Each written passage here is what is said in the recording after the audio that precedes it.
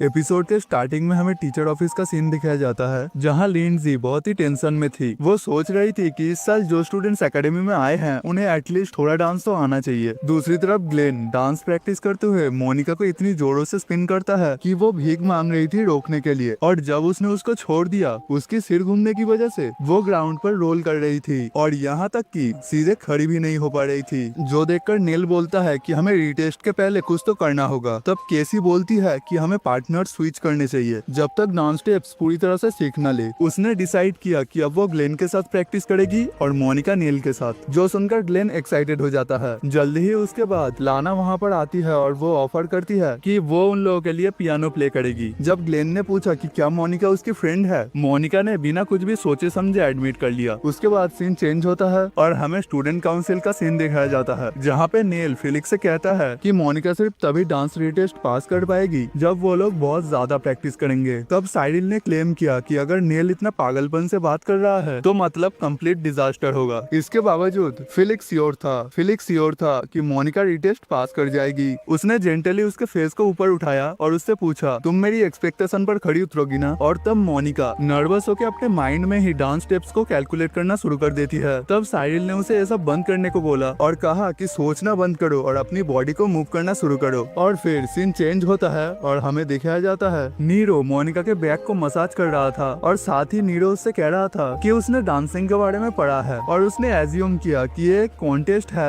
ये देखने का कि कौन अपने पार्टनर्स के पैरों पर ज्यादा स्टेप कर पाता है। ये सुनकर मोनिका उसे एक्सप्लेन करने का कोशिश तो करती है, लेकिन वो फिर भी नहीं समझ रहा था। इसी बीच जब मोनिका को ये बात याद आती है कि प्रिंस को उस पर एक्सपेक्टेशन है, उसे अपनी पापा की याद आ जाती है कि कैसे उन्होंने सबके उम्मीदों को फुलफिल करने की कोशिश की थी और ह्यूमंस के बीमारियों को क्योर करना चाहा था, लेकिन एंड में उन्हें जिंदा जला दिया गया। और यहाँ तक कि सबके एक्सपेक्टेशन को पूरा करते हुए ही मोनिका ने अनचेंटेड मैजिक को डिस्कवर किया था, लेकिन उसे लगता था कि अगर कोई उससे एक्सपेक्टेशन नहीं रखता तो ही बेटर होता, और कितना अच्छा होता अगर वो माउंटेन के बीच अपने कॉटेज में नंबरों में घुसी रहती। और इसी बीच वो अपने नए दोस्तों के बारे में सोचती है और उसे अचानक डांस प्रैक्टिस करने की इच्छा होती है। तो ये देखकर नीरो अपने ह्यूमन फॉर्म में शिफ्ट होता है और उसके डांस प्रैक्टिस में हेल्प करने का ऑफर करता है। मोनिका को उस पर डाउट हुआ कि क्या वो डांस कर पाएगा, लेकिन उसके एफर्टलेस मूव्स ने उसे गलत साबित कर दिया। नेक्स्ट डे मोनिका का पूरा बॉडी दर्द कर रहा था। नीरो डांस तो अच्छा कर लेता था, लेकिन मोनिका उसके पैरों पर बार बार स्टेप कर रही थी और उसे किक भी कर रही थी। वो ये सब सोच ही रही थी कि तभी लिंडजी ने उन्हें टी पार्टी का ग्रुप असाइनमेंट शो किया। ये भी एक कोर्स था पास करने के लिए, बिल्कुल डांस की तरह। फिर हम देखते हैं कि मोनिका हेल्प के लिए इजाबेल के पास गई थी। इजाबेल बहुत एक्साइटेड और उत्सुक थी उसकी हेल्प करने के लिए ताकि मोनिका क्लास में पास कर जाए। उसने एक्सप्लेन किया कि टी पूरी तरह से पर्सनल परफॉर्मेंस होता है और उसको प्रिपेयर करने का कोई क्लियर राइट वे नहीं होता। सिर्फ एक ही मिस्टेक होती है जब कोई सेम टाइप का टी ले आए जो दूसरा ऑलरेडी ला रहा हो। इजाबेल ने फिर मोनिका से पूछा कि क्या वो ये फाइंड आउट कर सकती है कि दूसरे लोग क्या लाने का प्लान कर रहे हैं। मोनिका को पता था कि लाना और केसी उसके टेबल पर असाइंड है, लेकिन उसे थर्ड पर्सन का पता नहीं था। पर इजाबेल ने उससे बोला कि डोंट वरी, और चाहे कोई भी अटेंड करे वो मोनिका के लिए परफेक्ट टी इंश्योर करेगी, जिससे मोनिका बहुत खुश हो जाती है। फिर मोनिका किचन में गई टी बनाने के लिए, पर वो बहुत नर्वस थी और इजाबेल का सिखाया हुआ याद करने की कोशिश कर रही थी, लेकिन उसने सोचा कि वो किसी को हैंडल नहीं कर पाएगी। और तब केसी वहाँ पर आती है और उसे सजेस्ट करती है कि वो दोनों अपना टी साथ में बनाए, क्योंकि बाकी सब लोग अपने टीज उनके सर्वेंट से बनवा रहे थे। उसने फिर उनके टी के नीचे नेम टैग्स रख दिए ताकि कोई गलती से एक्सचेंज ना हो जाए। जैसे ही बेल बजा, केसी ने मोनिका से बोला कि जल्दी करो, नहीं तो उन्हें क्लोडिया के सार्कास्टिक कमेंट सुननी पड़ सकती है। मोनिका ने पूछा कि क्या तुम टी पार्टी वाली दूसरी लड़की की बात कर रही हो, और उससे उसकी पर्सनैलिटी के बारे में पूछा। केसी ने बोला कि क्लोडिया बहुत स्मार्ट है और हमेशा पढ़ती रहती है, और यहाँ तक कि लोग उसे चलता फिरता लाइब्रेरी बोलते हैं। फिर हमें टी पार्टी का सीन दिखाया जाता है, जहाँ टेबल पर सब लोग नर्वस होकर क्लोडिया को देख रहे थे। तब उसने रोबोटिक टोन में बोला, एंजॉय योर टी। क्लोडिया बिल्कुल ही अलग थी उन विलेनेसेस नोबल लेडीज से जिनके बारे में इजाबेल ने मोनिका को बताया था। लाना और केसी ने क्लोडिया से बातचीत करने का ट्राई किया, लेकिन उसने उन्हें कोल्ड रिप्लाई किया, एलिगेंस के साथ उनका मजाक उड़ाते हुए। फिर जब लाना का टी सर्व हुआ, सबने कमेंट किया कि वो टेस्टी था, सिर्फ क्लोडिया को छोड़कर, जिसने बोला कि स्ट्रॉन्ग फ्लेवर से स्टार्ट करना मूड को बर्बाद कर देता है। उसने ये भी बोला कि अगर नोबेल लेडीज को सर्व कर रहे होते तो ये परफेक्ट होता, लेकिन यहाँ पर इसकी जरूरत नहीं थी, और ऐसे टी लाना को दूसरी लड़कियों के नजर में गलत इंप्रेशन दे सकता है। यह सब सुनकर लाना गुस्सा हो जाती है और उसके ऊपर चिल्लाना शुरू कर देती है, लेकिन क्लोडिया फिर भी बोलना जारी रखती है और पूछती है कि क्या तुम्हें लगता है कि तुम इतनी वर्थ हो कि कोई अपना टाइम तुम पर वेस्ट करे। और फिर अचानक क्लोडिया साइलेंट विच की बात करना शुरू करती है, जिससे मोनिका चौंक जाती है। क्लोडिया बोलती है कि साइलेंट विच एक बहुत ही वाइज पर्सन है जो साइलेंस की वैल्यू समझती है, लेकिन मोनिका सोच रही थी मैं तो बस एक इंट्रोवर्ट साई लड़की हूँ। जब क्लोडिया ने नोटिस किया मोनिका और साइलेंट विच का नेम सिमिलर है, उसने मोनिका से पूछा कि क्या वह साइलेंट इसलिए रहती है क्योंकि वो अपने वर्ड्स को स्टूपिड्स पर वेस्ट नहीं करना चाहती। यह सुनकर मोनिका बहुत डर जाती है और डर के मारे तुरंत टी बनाने के लिए भाग जाती है। वो सोच रही थी कि क्लोडिया को बस ये समझ ना आ जाए कि वही साइलेंट विच है, और आई होप कि उसे बस ये लगे कि ये बस कोइंसिडेंस है। फिर जब मोनिका टी बनाने के लिए पहुंची, उसने देखा कि उसके टी लीव्स कचरे पर पड़े हुए हैं। तब केसी वहाँ पर आई और ये सब देखकर उसने मोनिका से पूछा कि क्या उसके पास एक्स्ट्रा टी है, लेकिन मोनिका के पास नहीं था। तो केसी ने उसे अपना टी ऑफर किया और उसे एश्योर किया कि सेम टाइप सर्व करना कोई मैटर नहीं करता, और जो मैटर करता है वो है टी पार्टी को फन और डिलीशियस बनाना। लेकिन मोनिका अचानक वहाँ से भाग जाती है और केसी से बोलती है कि वो उसके बिना ही वापस चली जाए। थोड़ी देर बाद टी टेबल पर केसी वापस आई एंड देन मोनिका भी लड़खड़ाता हुआ अपने हाथों में कॉफी ट्रे लेकर वहाँ पर आती है, क्योंकि वो सबसे लास्ट में सर्व कर रही थी। उसने सोचा कि स्ट्रॉन्ग फ्लेवर कुछ मैटर नहीं करेगा। केसी और लाना को कॉफी बहुत पसंद आई और मोनिका ने एक्सप्लेन किया कि उसने स्पेशल पॉट में इसे बनाया जिससे कड़वा टेस्ट अवॉइड किया जा सके। क्लोडिया ने आर्ग्यू किया कि टी पार्टी में टी के अलावा कुछ भी और सर्व करना अनएक्सेप्टेबल है, लेकिन मोनिका बस अपना फेवरेट चीज अपने फ्रेंड्स के साथ शेयर करना चाहती थी। लाना उसकी सिंसियरिटी देखकर इमोशनल हो गई और एक ही घूंट में पूरा कॉफी पी लेती है। टी पार्टी के एंड होने के बाद मोनिका को बस डांस रिटेस्ट से गुजरना था और मोनिका फिर से नर्वस हो जाती है क्योंकि उसे डांस का कोई आइडिया नहीं था। तब केसी उससे बोलती है कि डोंट वरी, मैं तुम्हारी मदद करूंगी। फिर जब वो दोनों डांस रूम में एंटर करते हैं, मोनिका फ्रीज हो जाती है क्योंकि फिलिक्स और साइरिल उनके सामने ही खड़े होकर उसे ही देख रहे थे। फिलिक्स ने मोनिका से बोला कि वो इतना हार्टलेस नहीं है कि अपनी सारी एक्सपेक्टेशन का भार उस पर डाल दे। साइरिल ने उससे बोला कि उसे प्रिंस के अनलिमिटेड जेनरोसिटी के लिए उनका ग्रेटफुल होना चाहिए। तब फिलिक्स ने साइरिल से पूछा क्या तुमने आज का अपना सारा काम फिनिश कर लिया और क्या तुम शुरू से मोनिका की ट्रेनिंग अटेंड करना चाहते थे। यह सुनकर साइरिल बहुत एम्बैरेस्ड हो जाता है। फिर साइरिल ने ग्लेन से बोला कि उसका डांस परफॉर्मेंस बहुत खराब है और उससे बोला कि वो उसका डांस देखे। फिर उसने मोनिका के पास आकर उससे डांस के लिए पूछा। फिर लाना ने म्यूजिक प्ले करना स्टार्ट किया और साइरिल और मोनिका ने डांस करना शुरू किया, जो सबके लिए बहुत ही सरप्राइजिंग था। मोनिका भी साइरिल की स्किल देखकर सरप्राइज थी। उन दोनों का एक एक मूव एकदम परफेक्ट था। फिर उन्होंने डांस फिनिश किया और साइरिल ने ग्लेन से बोला, देखा यंग मैन, ऐसे लीड करते हैं एक लेडी को। फिर साइरिल ने कहा कि कपल डांसिंग में मेन की लीड करने की स्किल पर ही सब कुछ डिपेंड करता है। फिर फिलिक्स मोनिका के पास आया और ग्लेन से बोला साइरिल से लीड करना सीखे। फिर फिलिक्स डांस करने के लिए मोनिका की तरफ अपना हाथ बढ़ाया पर मोनिका बहुत हेजिटेट हो रही थी, तो फिलिक्स ने सोचा कि वो उसके साथ डांस नहीं करना चाहती। फिर मोनिका ने बोला कि वो चाहती है और उससे बोला कि वो उसे साइरिल की तरह लीड करे। फिर फिलिक्स मोनिका के हाथ को पकड़ा और मोनिका वहीं पर फ्रीज हो गई। जब वो दोनों डांस कर रहे थे, फिलिक्स ने मोनिका से बोला कि स्टेप्स के बारे में मत सोचो, बस नेचुरली मुझसे बात करो। उसके आंखों में क्लोजली देखकर मोनिका ने नोटिस किया कि उसमें हल्का सा ग्रीन रंग है और मोनिका को वो फॉरेस्ट के थ्रू आता हुआ हल्का सनलाइट जैसा लगा।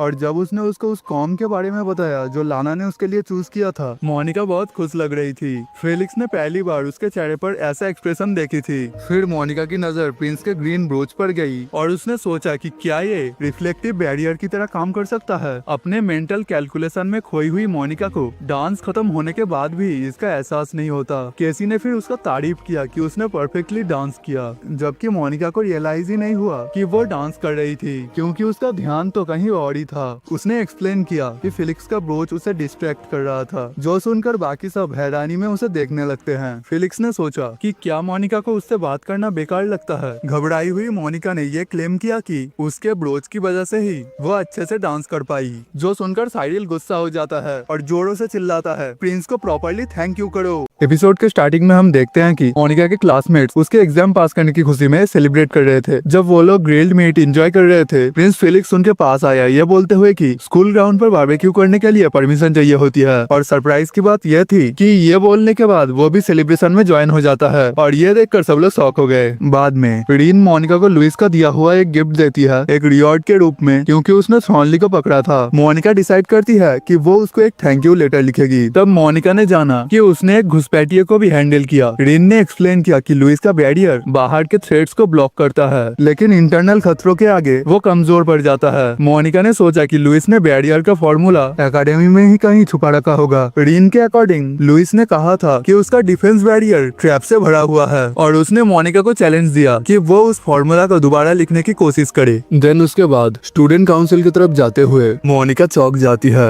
जब उसने अपने सामने क्लोडिया को देखा, जो उसे एकटक घूर रही थी। अपेरेंटली वो लोग रिसेंटली काफी बार एक दूसरे से मिले थे। नर्वस होकर मोनिका जल्दी जल्दी से वहाँ से पास हो गई, ये कोशिश करते हुए कि उस पर कोई अटेंशन ना आए। वो किसी तरह से वहाँ से निकल ही पाई थी कि फिर उसका आगे रास्ते में कैरोलिन और उसके फ्रेंड से सामना हो जाती है। उन्हें देखकर जैसे जैसे मोनिका धीरे धीरे पीछे हट रही थी, तब कैरोलिन ने उसे अपने साथ टी पार्टी के लिए इनवाइट किया। मोनिका ने सोचा कि वो इसको हैंडल कर सकती है, आफ्टर ऑल वो स्टूडेंट काउंसिल का मेंबर है। वहाँ कैरोलिन को याद आया कि मोनिका को सीढ़ियों से पुश किया गया था, और ये देखकर कि मोनिका ठीक है, कैरोलिन ने उससे बोला कि साइरिल को बता दे कि ये सिर्फ एक एक्सीडेंट था। लेकिन मोनिका सोचती है कि अगर वो ये करेगी तो साइरिल का सारा एफर्ट्स बेकार हो जाएंगे। नर्वस होकर उसने रिप्लाई किया कि वो ये नहीं करना चाहती, और ये बोलने के बाद वो खुद पर ही प्राउड फील कर रही थी। लेकिन ये बोलने के बाद जब उसने सिर उठा के उनकी तरफ देखा, कैरोलिन उसको एकटक घूर रही थी, और जैसे ही मोनिका ने पीने के लिए टी उठाई, दूसरी लड़कियां उसे देखकर हल्का स्माइल कर रही थी। उसको पता था कि टी कड़वा है, और वो सोच रही थी कि ये कोई स्पेशल टाइप का टी है क्या। फिर उसने पूरा कप एक ही घूंट में पी लिया, और ये देखकर सब लड़कियां शॉक हो गई। अचानक मोनिका का विजन रेड हो गया और उसे वापस ले गई उस पल में जब उसका फादर को जिंदा जलाया जा रहा था। वो सिर्फ वहाँ चुपचाप खड़ी थी जब टाउन के लोग उसके पापा को गालियां दे रहे थे और साथ ही उनके बुक्स को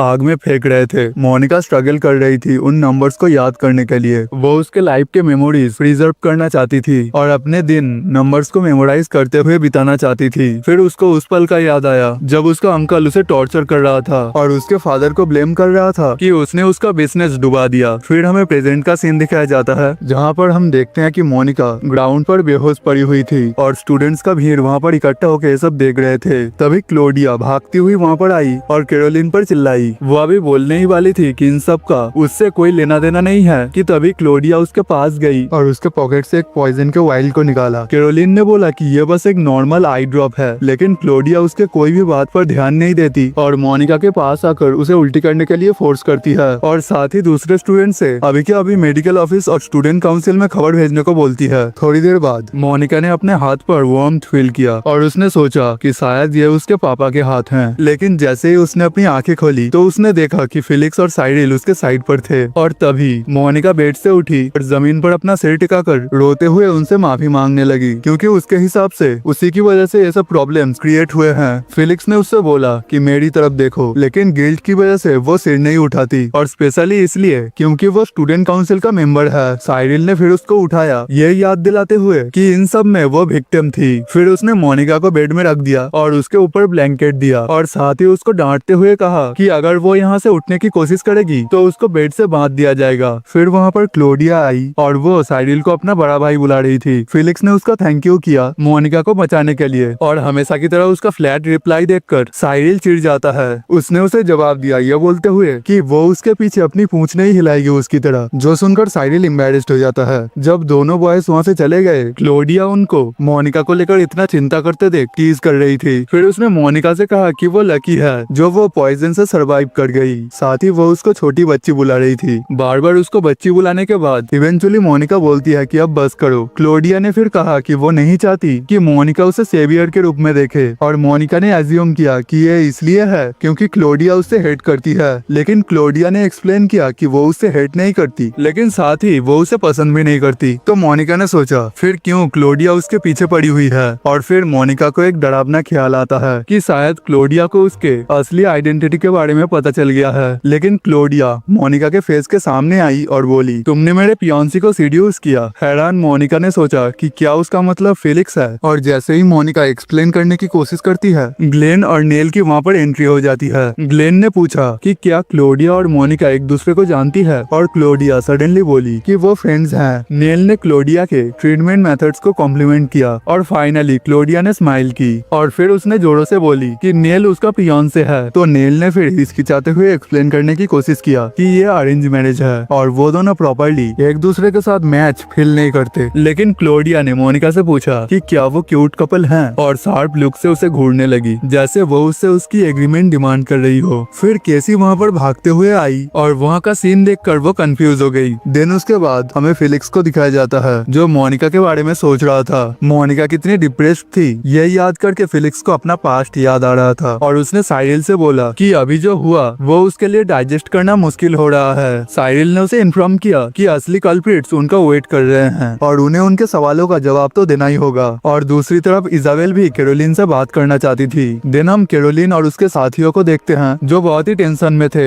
लेकिन कैरोलिन ने ट्राई किया शांत रहने का, यह बिलीव करते हुए कि उसके पापा सब कुछ हैंडल कर लेंगे। और जब फिलिक्स वहाँ पर एंटर हुआ, कैरोलिन बहुत ही डरी हुई थी। वो उसके आंखों से आंखें नहीं मिला पा रही थी, लेकिन धीरे धीरे उसने अपने सर को ऊपर उठाया और उसने देखा कि फिलिक्स स्माइल कर रहा है। एंड ये देखकर उसे इस बात पर विश्वास हो गया कि फिलिक्स उसके साइड पर है। देन फिलिक्स ने उससे पूछा कि वो एक्सप्लेन करे कि क्यों उसने मोनिका को पॉइजन देने की कोशिश की। कैरोलिन ने क्लेम किया कि ये बस एक प्रैंक था और एक्सप्लेन किया कि वो बस एक नॉर्मल आई ड्रॉप था ब्यूटी के लिए। लेकिन साइरिल के अकॉर्डिंग क्लोडिया ने उससे बोला था ये आई ड्रॉप्स बहुत ही हाई ग्रेड के हैं और आई सर्जरी के लिए यूज किया जाता है। कैरोलिन ने रोते हुए बोला कि वो इसके बारे में नहीं जानती और फिलिक्स के ऊपर जोर देने लगी ताकि वो उस पर बिलीव करे। लेकिन इसके बावजूद फिलिक्स उससे पूछता है कि क्या उसने ये सब मोनिका को एम्बैरेस करने के लिए किया है, और उसकी बात सुन के कैरोलिन स्पीचलेस और परेशान हो गई। लेकिन जैसे इजाबेल वहाँ पर एंटर हुई, कैरोलिन ने सोचा कि इजाबेल कम से कम उसको सपोर्ट करेगी क्योंकि वो शायद मोनिका को हेट करती थी। फिर इजाबेल ने प्रिंस से अपोलोजाइज किया एज अ प्रिंसेस और as a house of count कार्बैक के बिहाफ में। देन उसके बाद वो कैरोलिन और उसके दोस्तों को टी ऑफर करती है जो उसके मेड अगाथा ने लाई थी। अचानक उसने एक वाइल निकाला और क्लेम किया कि ये ब्यूटी के लिए अच्छा है और कुछ ड्रॉप्स टी में डाल दिए। और ये देखकर कैरोलिन की तो डर के मारे हालत खराब हो जाती है। कैरोलिन के दोस्त उसकी तरफ देखने लगे जैसे वो एक्सपेक्ट कर रहे हो कि वो इस सिचुएशन को संभाले। कैरोलिन को लगता था कि इजाबेल शायद मजाक कर रही होगी, लेकिन जैसे ही उसने सिप लिया, कैरोलिन जल्दी से सारा टी बाहर स्प्लिट कर देती है, ये बोलते हुए कि ये पॉइजन था। यह सुनकर इजाबेल ने फिर अपने कप में भी वो ड्रॉप डाले और पूरा पी गई, ये प्रूव करते हुए कि वो बस सिंपली ब्यूटी के लिए ही था। जब मोनिका का एटिकेट खराब था, इजाबेल ने मोनिका का मजाक उड़ाते हुए कहा कि वो तो फिर और भी वर्ड्स है, स्पेशली प्रिंस के सामने। फिर इजाबेल ने कहा कि वो इस पॉइजनिंग इंसिडेंट को अपने फादर को रिपोर्ट करेगी क्योंकि इसमें उसका फैमिली इन्वॉल्व है और यहाँ तक कि ये कार्बैक और नॉरेन फैमिली के बीच के एग्रीमेंट्स को स्ट्रेन कर सकता है। कार्बैक सोल्जर्स ही सिर्फ ईस्ट में ड्रैगन अटैक्स रिपल कर सकते हैं और फिलिक्स चाहता था कि नॉरेन फैमिली होल्ड करे जब तक कैपिटल से रीइंफोर्समेंट नहीं आते। यह सब सुनकर कैरोलिन को ठंडे पसीना आना शुरू हो जाते हैं। उसकी एक्शंस उसके होमलैंड को पूरी तरह से बर्बाद कर सकती थी। इजाबेल ने उससे कहा कि अपने सारे दोस्तों को वार्न करे और ये होता है जब आप हाउस ऑफ काउंट कार्बैक को अपना दुश्मन बना देते हो। देन इजाबेल वहाँ से चली गई, लेकिन बाकी स्टूडेंट्स इतने हैरान और घबराए हुए थे कि कुछ बोल भी नहीं पा रहे थे। लेकिन इजाबेल ने डिसाइड किया कि वो ये इंश्योर करेगी कि कोई और मोनिका को नुकसान ना पहुंचा सके और उसने सोच लिया था कि वो साइलेंट विच की उनके ऊपर किए गए काइंडनेस का बदला चुकाएगी। इजाबेल ने फिर अगाथा से कहा कि वो एक्स्ट्रा बेड अरेंज करे ताकि वो मोनिका की प्रॉपर केयर कर सके और इसके बाद मोनिका एक हफ्ते तक इजाबेल के रूम में केयर रिसीव करती है। देन रिकवर करने के बाद मोनिका वापस अपने स्टोर रूम लाइक रहने के जगह पर वापस गई,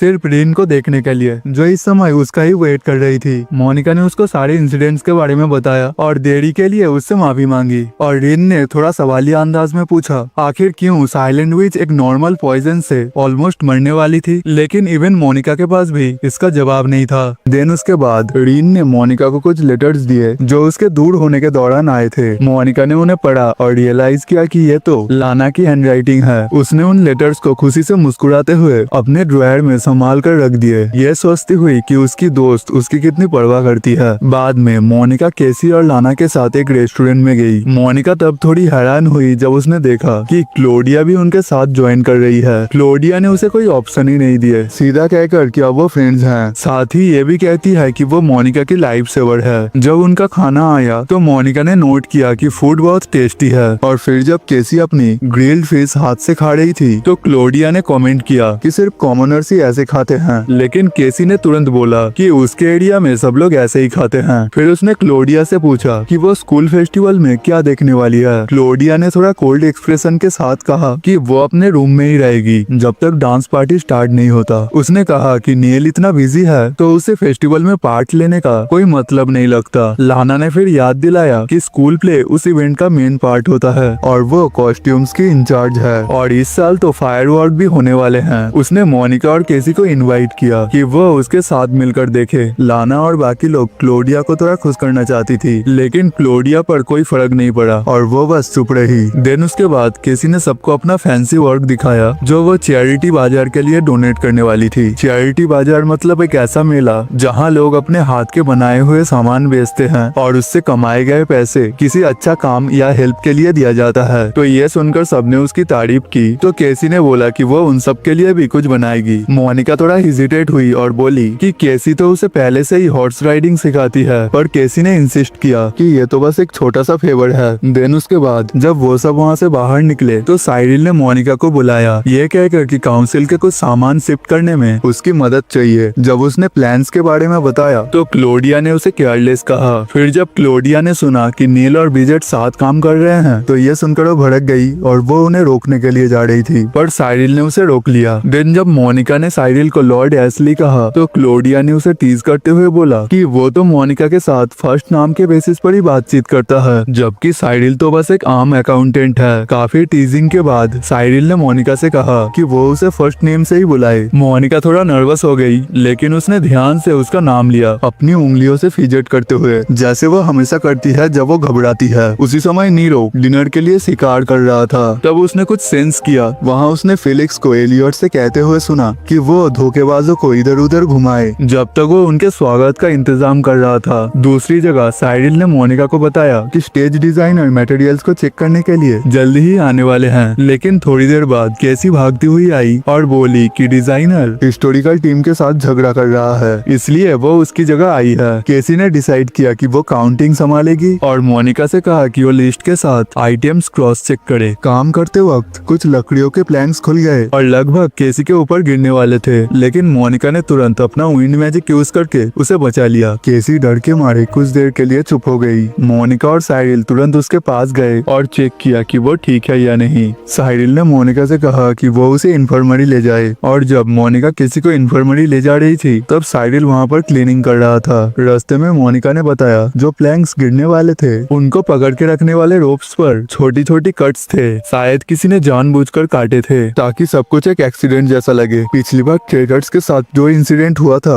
उसके बाद से स्कूल में जिन लोगों के पास ब्लेड या नाइफ होती थी उन्हें अंदर नहीं आने दिया जाता था, इसलिए मोनिका को डाउट हुआ कि क्या केसी ने खुद ही रस्सियों को काटी थी। केसी हल्का सा हंसी और बोला कि हाँ ये मैंने ही किया था। फिर उसने कामली एक्सप्लेन किया कि वो मोनिका को नुकसान पहुंचाना चाहती थी क्योंकि उसे मोनिका से नफरत थी, यहाँ तक कि उससे पहली बार मिलने के दिन से ही। मोनिका को इस बात पर यकीन नहीं हुआ, उसे लगा कि केसी झूठ बोल रही है या कुछ छुपा रही है, लेकिन केसी ने कहा कि नहीं मैं सच कह रही हूँ। उसने ये भी मान लिया कि टी पार्टी के दौरान उसने ही मोनिका की चाय की पॉट गिराई थी। हालांकि मोनिका को ये बात पहले से ही पता था क्योंकि उसने अपना नाम चाय के बर्तन के नीचे लिखा था और सिर्फ केसी ने ही वो देखा था। तभी अचानक नीरो विंडो से कूदकर अंदर आया और मोनिका को वार्न करते हुए बोला कि वेस्ट वेयरहाउस में कुछ अजीब माना सर्ज हो रहा है। मोनिका ने ध्यान लगाया और महसूस किया कि आग की एनर्जी स्पाइरल शेप में घूम रही है। ये एक स्पाइरल फ्लेम स्पेल था। जब केसी ने पूछा कि ये उसे कैसे पता, मोनिका ने उससे सीधा सवाल पूछा, क्या तुम प्रिंस को मारने वाली हो? दूसरी तरफ वेयरहाउस के अंदर मैबेल फिलिक्स से रिक्वेस्ट कर रही थी कि वो प्ले के फाइनल सीन में किंग का रोल करे। उसने ये भी कहा कि एलिन चाहती थी कि फिलिक्स वो रोल निभाए। यह सुनकर फिलिक्स थोड़ा सीरियस हो गया और बोला कि ये सब स्टूडेंट काउंसिल के काम में दखल देने जैसा है। मैबेल उदास होकर बिना कुछ हासिल किए ही वहाँ से चली गई। विल डैनियो ने फिलिक्स से पूछा, क्या ये सही फैसला है? एलिन तो तुम्हारी पॉसिबल फियांसे थी, लेकिन फिलिक्स जो प्रिंस था उसके लिए ये सब बातें मैटर नहीं करती थी। उसके लिए सबसे जरूरी था किंग बनना, चाहे लोग उसे ड्यूक क्लॉकफोर्ड का पपेट ही क्यों न कहे। लेकिन इस बात से केसी के अंदर गुस्सा भर गया था। उसने कहा कि वो फिलिक्स को किंग बनने नहीं देगी। उसके हिसाब से अगर फिलिक्स किंग बना तो ड्यूक क्लॉकफोर्ड लैंडोर किंगडम के साथ जंग छेड़ देगा। और जब केसी ने सुना कि फिलिक्स के मेज सिटी में ड्रैगन अटैक से लोगों को बचाया था तो उसे जलन होने लगी क्योंकि उसके अपने शहर के पास ना पैसा था और ना ही सिपाही। ड्रैगन ने सब कुछ बर्बाद कर दिया और उनके किंग ने उनकी मदद भी नहीं की, बल्कि लैंडोर किंगडम ने छुप के उनकी हेल्प की थी। इसीलिए केसी ने डिसाइड किया कि वो कभी ड्यूक और सेकंड प्रिंस को माफ नहीं करेगी। मोनिका ने उसे वो स्पाइरल फ्लेम स्पेल रोकने के लिए कहा, लेकिन केसी ने साफ मना कर दिया। उसने कहा कहा कि चाहे मुझे कितनी भी तकलीफ क्यों ना दी जाए, मैं स्पेल नहीं रोकूंगी। मोनिका के आंखों में आंसू आ गए। उसने सोचा कि अगर अभी कुछ नहीं किया तो वो अपने आप को कभी माफ नहीं कर पाएगी। उसने अपने इरादे को मजबूत किया और डिसाइड किया कि वो अपनी ड्यूटी साइलेंट विच के रूप में निभाएगी और फिलिक्स की रक्षा करेगी। उसने नीरो से कहा कि मैं एकेडमी में अटैक करने जा रही हूँ ताकि लुइस का प्रोटेक्टिव बैरियर एक्टिव हो जाए। उसके बाद मुझे उसका एक्टिवेशन पॉइंट ढूंढना होगा। अपने स्पेल को अनलीश करते ही नीरो तुरंत समझ गया कि बैरियर का एक्टिवेशन पॉइंट कहीं पुराने गार्डन के अंदर छुपा हुआ है। लेकिन जैसे ही वो वहाँ पर जाने की कोशिश करते हैं, केसी अपनी नाइफ लेकर उसके सामने आ जाती है और उन्हें रोकने की कोशिश करती है।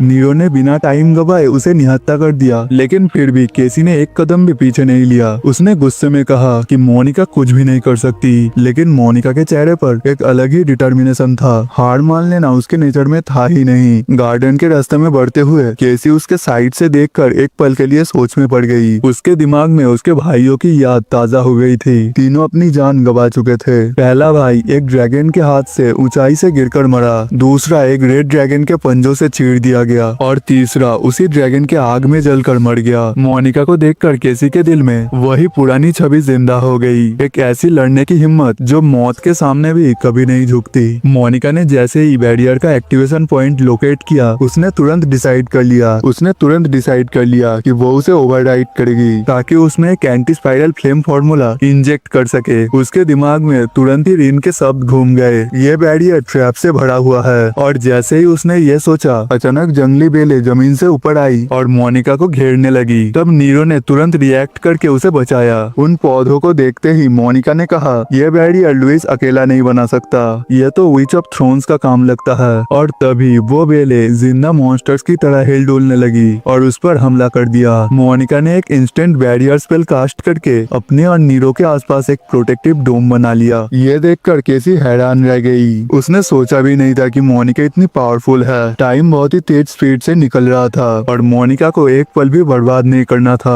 उसने अपने दोनों हाथ ऊपर उठाए और एक बहुत ही पावरफुल चैंट के साथ स्पेल कास्ट किया। अचानक हवा तेज चलने लगी। हवा में एनर्जी सर्च के साथ एक सिल्वर गेट अपेयर हुआ। मोनिका ने स्पिरिट किंग को समन कर लिया था। हालांकि मोनिका के पास ऐसी पावर्स थी कि वो ज्यादातर स्पेल्स बिना चैंटिंग के ही कर लेती थी, लेकिन कुछ चैंट्स ऐसे होते हैं जिनके बिना स्पेल इनकम्प्लीट रहता है। एक पावरफुल बीइंग को बुलाने के लिए शब्दों का बलिदान देना पड़ता है। यह वही एंसेंट मंत्र था जो रैल्फ रेडिल का पहला राजा और हीरो ने यूज किया था जब उसने एविल ड्रैगन का सामना किया था, जिसे ही बाद में रिचुअल चैंटिंग के नाम से जाना गया। मोनिका की आवाज तेज और कॉन्फिडेंट थी। उसने वाइल्ड स्पिरिट किंग सेफील्ड को समन कर लिया। उसका नेक्स्ट स्पेल था डिवाइन कट। सेफील्ड के पावर के साथ मोनिका ने बैरियर फार्मूला को दोबारा बनाने की कोशिश की। हर सेकंड बहुत ही हैवी लग रहा था। स्पाइरल फ्लेम हर मोमेंट बढ़ता जा रहा था और बिल्कुल आखिरी पल में जब सब कुछ ब्लास्ट होने वाला था, मोनिका ने फार्मूला कंप्लीट कर लिया। केसी उस मोमेंट पर शॉक में थी। उसने एहसास किया कि वो कभी मोनिका को समझ ही नहीं पाई। तब केसी ने आंसू भरे आंखों से कहा, तुम मुझसे नफरत कर सकती हो क्योंकि मैं एक क्रिमिनल हूँ जिसने फ्यूचर किंग की जान लेने की कोशिश की थी। इतना कहकर वो पीछे हट गई, लेकिन नीरो ने कुछ महसूस किया, एक आने वाले खतरे का सिग्नल। उसने तुरंत मोनिका को छोड़कर वहाँ से जंप किया और एक पल में हवा में गायब हो गया। और तभी हवा में एक और एनर्जी डिस्टर्बेंस महसूस हुई और फिर हम देखते हैं कि लुइस एक मीटियोराइट के स्पीड से वहाँ पर एंट्री करता है। उसने महसूस किया था कि उसके बैरियर में कुछ गड़बड़ है और जैसे ही उसने सिर उठाई, उसके सामने थी इन सब की वजह, यानी खुद मोनिका। तो दोस्तों, इसी के साथ खत्म होता है हमारा आज का एपिसोड। अगर कहानी ने आपको एक्साइट किया है तो वीडियो को लाइक करना और चैनल को सब्सक्राइब करना बिल्कुल मत भूलना। अगले एपिसोड में मिलते हैं और भी ज्यादा ट्विस्ट और मैजिक के साथ। तब तक के लिए अपना ख्याल रखो, स्टे ट्यून्ड और keep watching anime with me. Thank you and see you in the next one.